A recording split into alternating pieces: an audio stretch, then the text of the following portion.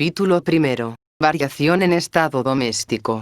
Causas de variabilidad. Cuando comparamos los individuos de la misma variedad o subvariedad de nuestras plantas y animales cultivados más antiguos, una de las primeras cosas que nos impresionan es que generalmente difieren más entre sí que los individuos de cualquier especie en estado natural. Y si reflexionamos en la gran diversidad de plantas y animales que han sido cultivados y que han variado durante todas las edades bajo los más diferentes climas y tratos, nos vemos llevados a la conclusión de que esta gran variabilidad se debe a que nuestras producciones domésticas se han criado en condiciones de vida menos uniformes y algo diferentes de aquellas a que ha estado sometida en la naturaleza la especie madre.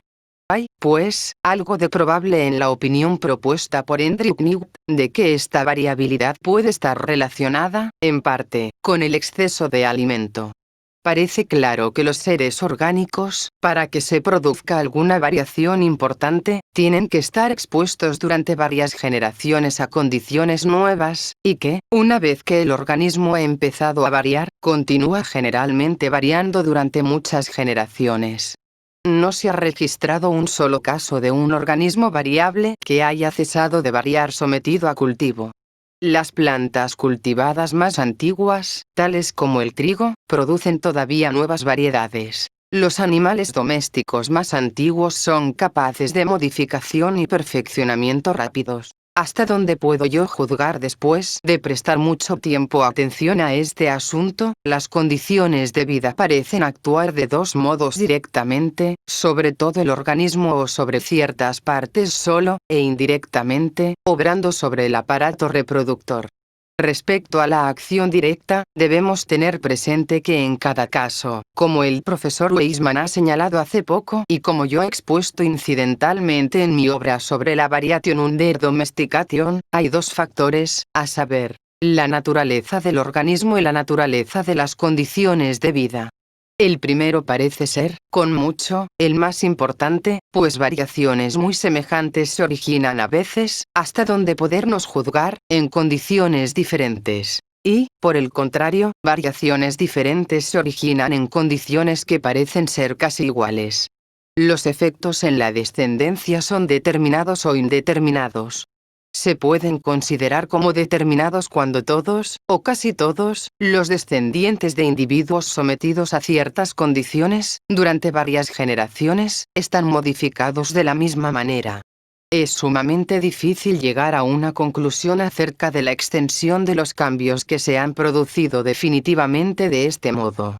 Sin embargo, apenas cabe duda por lo que se refiere a muchos cambios ligeros, como el tamaño, mediante la cantidad de comida, el color, mediante la clase de comida, el grueso de la piel y del pelaje, según el clima, etc. Cada una de las infinitas variaciones que vemos en el plumaje de nuestras gallinas debe haber tenido alguna causa eficiente. Y si la misma causa actuase uniformemente durante una larga serie de generaciones sobre muchos individuos, todos, probablemente, se modificarían del mismo modo. Hechos tales como la compleja y extraordinaria excrescencia que invariablemente sigue a la introducción de una diminuta gota de veneno por un insecto productor de agallas nos muestran las singulares modificaciones que podrían resultar, en el caso de las plantas, por un cambio químico en la naturaleza de la savia. La variabilidad indeterminada es un resultado mucho más frecuente del cambio de condiciones que la variabilidad determinada, y ha desempeñado, probablemente, un papel más importante en la formación de las razas domésticas. Vemos variabilidad indeterminada en las innumerables particularidades pequeñas que distinguen a los individuos de la misma especie y que no pueden explicarse por herencia, ni de sus padres, ni de ningún antecesor más remoto. Incluso diferencias muy marcadas aparecen de vez en cuando entre los pequeños de una misma camada y en las plantitas procedentes de semillas del mismo fruto. Entre los millones de individuos criados en el mismo país y alimentados casi con el mismo alimento, aparecen muy de tarde en tarde anomalías de estructura tan pronunciadas que merecen ser llamadas monstruosidades. Pero las monstruosidades no pueden separarse por una línea precisa de las variaciones más ligeras. Todos estos cambios de conformación, ya sumamente ligeros, ya notablemente marcados, que aparecen entre muchos individuos que viven juntos, pueden considerarse como los efectos indeterminados de las condiciones de vida sobre cada organismo dado, casi del mismo modo que un enfriamiento obra en hombres diferentes de un modo indeterminado, según la condición del cuerpo o constitución, causando toses o resfriados, reumatismo o inflamación de diferentes órganos. Respecto a lo que he llamado la acción indirecta del cambio de condiciones, o sea mediante el aparato reproductor al ser influido, podemos inferir que la variabilidad se produce de este modo, en parte por el hecho de ser este aparato sumamente sensible a cualquier cambio en las condiciones de vida, y en parte por la semejanza que existe, según Colreuter y otros autores han señalado, entre la variabilidad que resulta del cruzamiento de especies distintas y la que puede observar en plantas y animales criados en condiciones nuevas o artificiales. Muchos hechos demuestran claramente lo muy sensible que es el aparato reproductor para ligerísimos cambios en las condiciones ambientes. Nada más fácil que amansar un animal, y pocas cosas hay más difíciles que hacerle criar ilimitadamente en cautividad, aun cuando el macho y la hembra se unan. ¿Cuántos animales hay que no quieren criar aún tenidos en estado casi libre en su país natal? Esto se atribuye en general, aunque erróneamente, a instintos viciados. Muchas plantas cultivadas muestran el mayor vigor y, sin embargo, rara vez o nunca producen semillas. En un corto número de casos se ha descubierto que un cambio muy insignificante, como un poco más o menos de agua en algún periodo determinado del crecimiento, determina el que una planta produzca o no semillas. No puedo dar aquí los detalles que he recogido y publicado en otra parte sobre este curioso asunto, pero para demostrar lo extrañas que son las leyes que determinan la reproducción de los animales en cautividad, puedo indicar que los mamíferos carnívoros, aun los de los trópicos, crían en nuestro país bastante bien en cautividad, excepto los plantígrados, o familia de los osos, que rara vez dan crías. Mientras que las aves carnívoras, salvo rarísimas excepciones, casi nunca ponen huevos fecundos. Muchas plantas exóticas tienen polen completamente inútil, de la misma condición que el de las plantas híbridas más estériles. Cuando, por una parte, vemos plantas y animales domésticos que, débiles y enfermizos muchas veces, crían ilimitadamente en cautividad, y cuando, por otra parte, vemos individuos que, aun sacados jóvenes del estado natural, perfectamente amansados, habiendo vivido bastante tiempo y sanos, de lo que podría dar yo numerosos ejemplos, tienen, sin embargo, su aparato reproductor tan gravemente perjudicado, por causas desconocidas, que deja de funcionar. No ha de sorprendernos que este aparato, cuando funciona en cautividad, lo haga irregularmente y produzca descendencia algo diferente de sus padres. Puedo añadir que, así como algunos organismos crían ilimitadamente en las condiciones más artificiales, por ejemplo los hurones y los conejos tenidos en cajones, lo que muestra que sus órganos reproductores no son tan fácilmente alterados, así también algunos animales y plantas resistirán la domesticación y el cultivo y variarán muy ligeramente, quizá apenas más que en estado natural. Algunos naturalistas han sostenido que todas las variaciones están relacionadas con el acto de la reproducción sexual. Pero esto seguramente es un error, pues he dado en otra obra una larga lista de sporting plants, como los llaman los jardineros y hortelanos. Esto es, de plantas que han producido súbitamente un solo brote con caracteres nuevos y a veces muy diferentes de los demás brotes de la misma planta. Estas variaciones de brotes, como puede llamárseles, pueden ser propagadas por injertos, acodos, etc., y algunas veces por semilla. Estas variaciones ocurren pocas veces en estado natural, pero distan de ser raras en los cultivos. Como entre los muchos miles de brotes producidos, año tras año, en el mismo árbol, en condiciones uniformes, se ha visto uno solo que tome súbitamente caracteres nuevos, y como brotes de distintos árboles que crecen en condiciones diferentes han producido a veces casi las mismas variedades, por ejemplo, brotes de melocotonero que producen nectarinas, y brotes de rosal común que producen rosas de musgo, vemos claramente que la naturaleza de las condiciones es de importancia secundaria, en comparación de la naturaleza del organismo, para determinar cada forma particular de variedad, quizá de importancia no mayor que la que tiene la naturaleza de la chispa con que se enciende una masa de materia combustible en determinar la naturaleza de las llamas. Efectos de la costumbre y del uso y desuso de los órganos. Variación correlativa. Herencia. El cambio de condiciones produce un efecto hereditario, como en la época de florecer las plantas, cuando se las transporta de un clima a otro. En los animales, el creciente uso o desuso de órganos ha tenido una influencia más marcada. Así, en el pato doméstico, encuentro que, en proporción a todo el esqueleto, los huesos del ala pesan menos y los huesos de la pata más que los mismos huesos del pato salvaje, y este cambio puede atribuirse seguramente a que el pato doméstico vuela mucho menos y anda más que sus progenitores salvajes. El grande y hereditario desarrollo de las ubres en las vacas y cabras en países donde son habitualmente ordeñadas, en comparación con estos órganos en otros países, es, probablemente, otro ejemplo de los efectos del uso.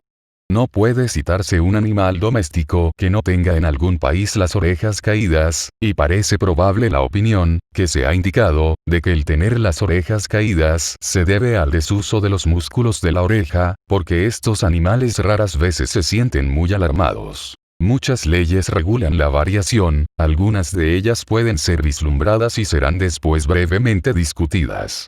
Solo me referiré aquí a lo que puede llamarse variación correlativa. Cambios importantes en el embrión o larva ocasionarán probablemente cambios en el animal adulto. En las monstruosidades son curiosísimas las correlaciones entre órganos por completo distintos, y se citan de ello muchos ejemplos en la gran obra de Isidore Geoffroy Saint-Hilaire sobre esta materia. Los criadores creen que las patas largas van casi siempre acompañadas de cabeza alargada. Algunos ejemplos de correlación son muy caprichosos. Así, los gatos que son del todo blancos y tienen los ojos azules, generalmente son sordos. Pero últimamente Mr. Tite ha mostrado que esto está limitado a los machos. El color y particularidades de constitución van juntos, de lo que podrían citarse muchos casos notables en animales y plantas.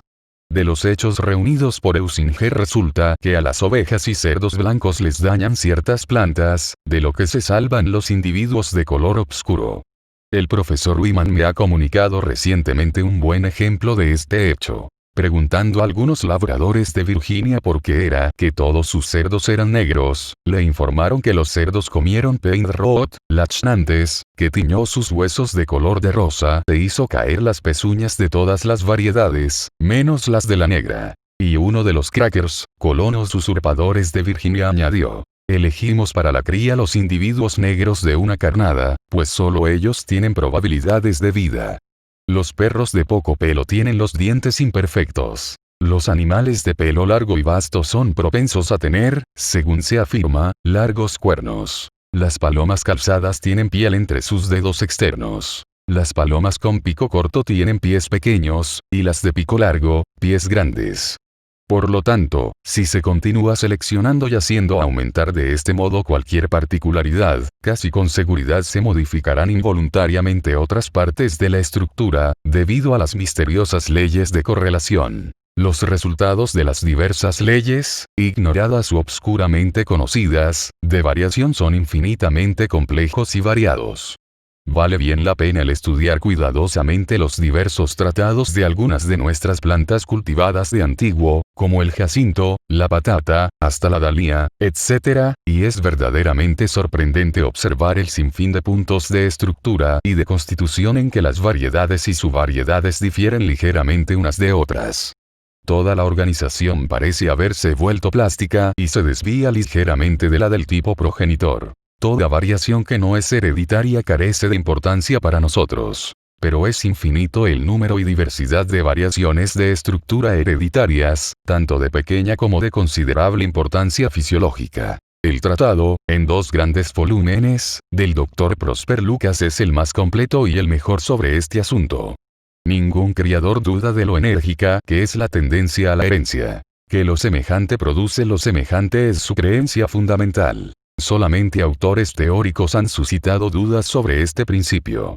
Cuando una anomalía cualquiera de estructura aparece con frecuencia y la vemos en el padre y en el hijo, no podemos afirmar que esta desviación no pueda ser debida a una misma causa que haya actuado sobre ambos. Pero cuando entre individuos evidentemente sometidos a las mismas condiciones alguna rarísima anomalía, debida a alguna extraordinaria combinación de circunstancias, aparece en el padre, por ejemplo, una vez entre varios millones de individuos, y reaparece en el hijo, la simple doctrina de las probabilidades casi nos obliga a atribuir a la herencia su reaparición.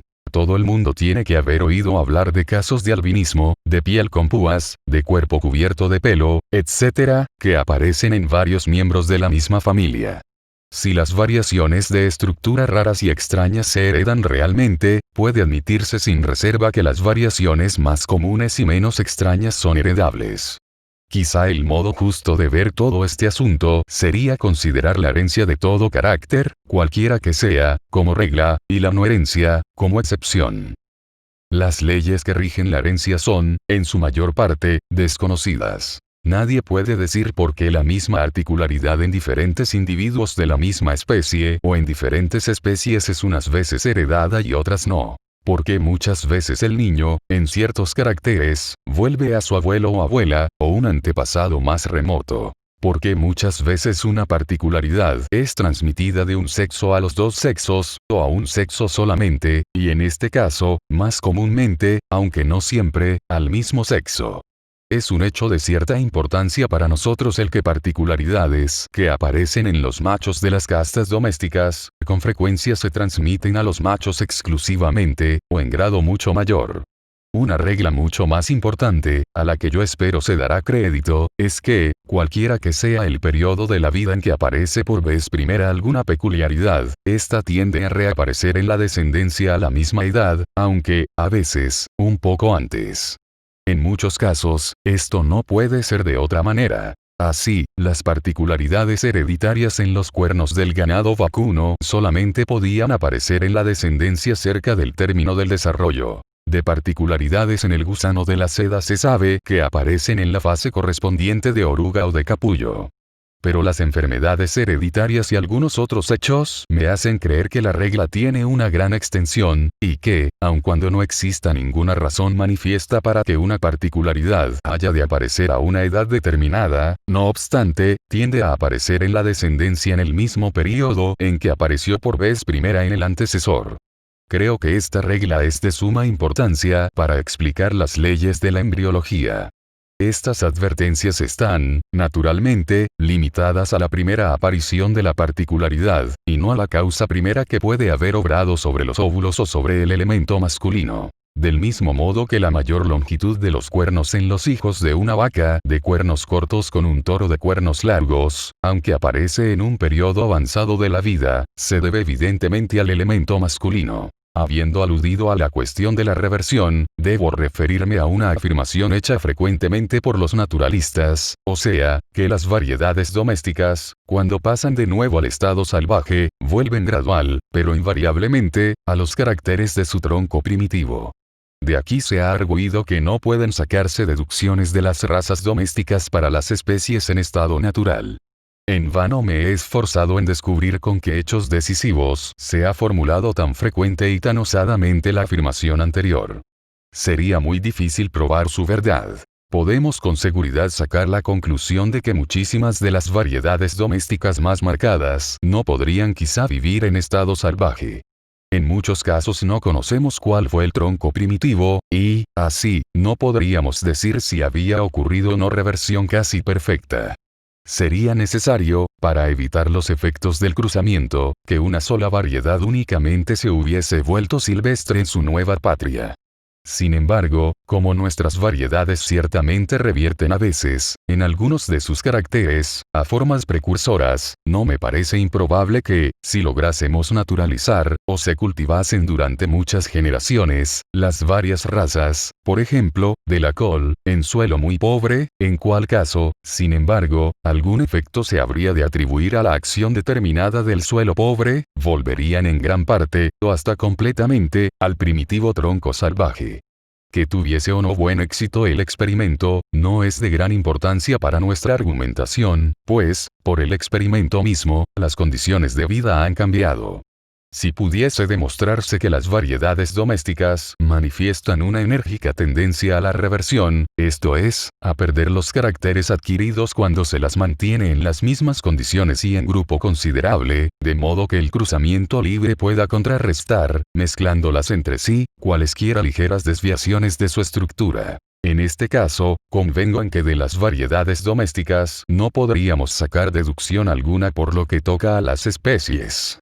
Pero no hay ni una sombra de prueba en favor de esta opinión. El afirmar que no podríamos criar, por un número ilimitado de generaciones, nuestros caballos de tiro y de carrera, ganado vacuno de astas largas y de astas cortas, aves de corral de diferentes castas y plantas comestibles, sería contrario a toda experiencia. Caracteres de las variedades domésticas. Dificultad de la distinción entre variedades y especies. Origen de las variedades domésticas a partir de una o de varias especies. Cuando consideramos las variedades hereditarias o razas de las plantas y animales domésticos, y las comparamos con especies muy afines, vemos generalmente en cada raza doméstica, como antes se hizo observar, menos uniformidad de caracteres que en las especies verdaderas.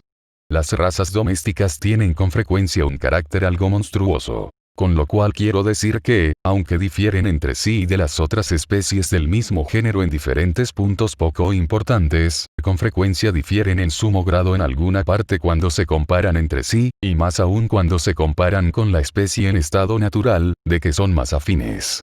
Con estas excepciones, y con la de la perfecta fecundidad de las variedades cuando se cruzan, asunto para discutido más adelante, las razas domésticas de la misma especie difieren entre sí del mismo modo que las especies muy afines del mismo género en estado natural. Pero las diferencias, en la mayor parte de los casos, son en grado menor. Esto ha de admitirse como cierto, pues las razas domésticas de muchos animales y plantas han sido clasificadas por varias autoridades competentes como descendientes de especies primitivamente distintas, y por otras autoridades competentes, como simples variedades. Si existiese alguna diferencia bien marcada entre una raza doméstica y una especie, esta causa de duda no se presentaría tan continuamente.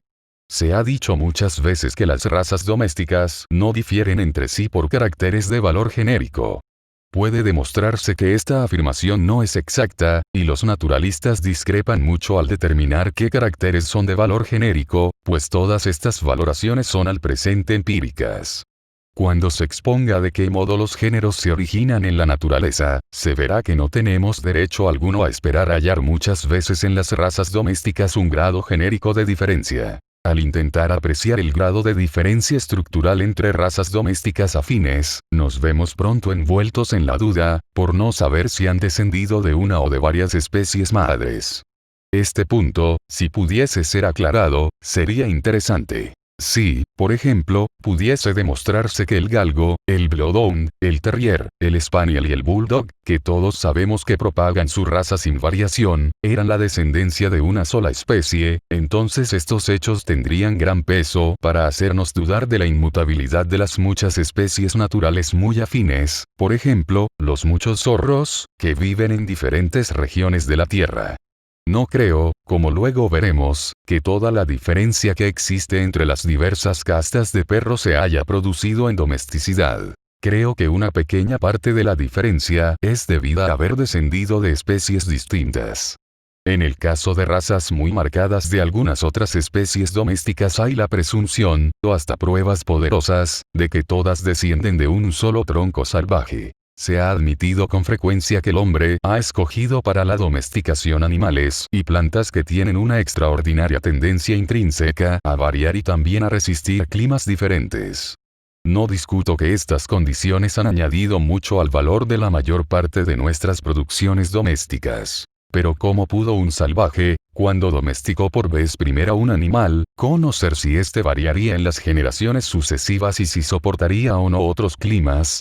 La poca variabilidad del asno y el ganso, la poca resistencia del reno para el calor, o del camello común para el frío, han impedido su domesticación. No puedo dudar que si otros animales y plantas, en igual número que nuestras producciones domésticas, y pertenecientes a clases y regiones igualmente diversas, fuesen tomados del estado natural y se pudiese hacerles criar en domesticidad, en un número igual de generaciones, variarían, por término medio, tanto como han variado las especies madres de las producciones domésticas hoy existentes. En el caso de la mayor parte de las plantas y animales domésticos de antiguo, no es posible llegar a una conclusión precisa acerca de si han descendido de una o varias especies salvajes. El argumento con que cuentan principalmente los que creen en el origen múltiple de nuestros animales domésticos es que en los tiempos más antiguos, en los monumentos de Egipto y en las habitaciones lacustres de Suiza encontramos gran diversidad de razas, y que muchas de estas razas antiguas se parecen mucho a las que existen todavía. Pero esto hace solo retroceder la historia de la civilización y demuestra que los animales fueron domesticados en tiempo mucho más antiguo de lo que hasta ahora se ha supuesto. Los habitantes de los lagos de Suiza cultivaron diversas clases de trigo y de cebada, el guisante, la adormidera para aceite y el lino, y poseyeron diversos animales domesticados. También mantuvieron comercio con otras naciones. Todo esto muestra claramente, como ha señalado que en esta remota edad habían progresado considerablemente en civilización, y esto significa además un prolongado periodo previo de civilización menos adelantada, durante el cual los animales domésticos tenidos en diferentes regiones por diferentes tribus, pudieron haber variado y dado origen a diferentes razas. Desde el descubrimiento de los objetos de sílex en las formaciones superficiales de muchas partes de la Tierra, todos los geólogos creen que el hombre salvaje existió en un periodo enormemente remoto, y sabemos que hoy día apenas hay una tribu tan salvaje que no tenga domesticado, por lo menos, el perro. El origen de la mayor parte de nuestros animales domésticos, probablemente quedará siempre dudoso. Pero puedo decir que, considerando los perros domésticos de todo el mundo, después de una laboriosa recopilación de todos los datos conocidos, he llegado a la conclusión de que han sido amansadas varias especies salvajes de cánidos, y que su sangre, mezclada en algunos casos, corre por las venas de nuestras razas domésticas. Por lo que se refiere a las ovejas y cabras no puedo formar opinión decidida. Por los datos que me ha comunicado Mr. Blitz sobre las costumbres, voz, constitución y estructura del ganado vacuno indio de joroba, es casi cierto que descendió de diferente rama primitiva que nuestro ganado vacuno europeo, y algunas autoridades competentes creen que este último ha tenido 2 o 3 progenitores salvajes, merezcan o no el nombre de especies.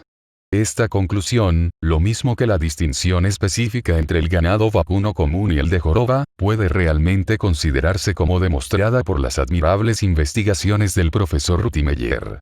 Respecto a los caballos, por razones que no puedo dar aquí, me inclino, con dudas, a creer, en oposición a diversos autores, que todas las razas pertenecen a la misma especie.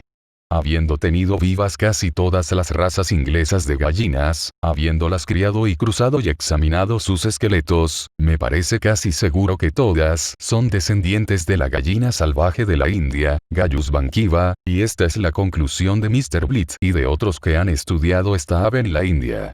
Respecto a los patos y conejos, algunas de cuyas razas difieren mucho entre sí, son claras las pruebas de que descienden todas del pato y del conejo comunes salvajes. La doctrina del origen de nuestras diversas razas domésticas a partir de diversos troncos primitivos ha sido llevada a un extremo absurdo por algunos autores.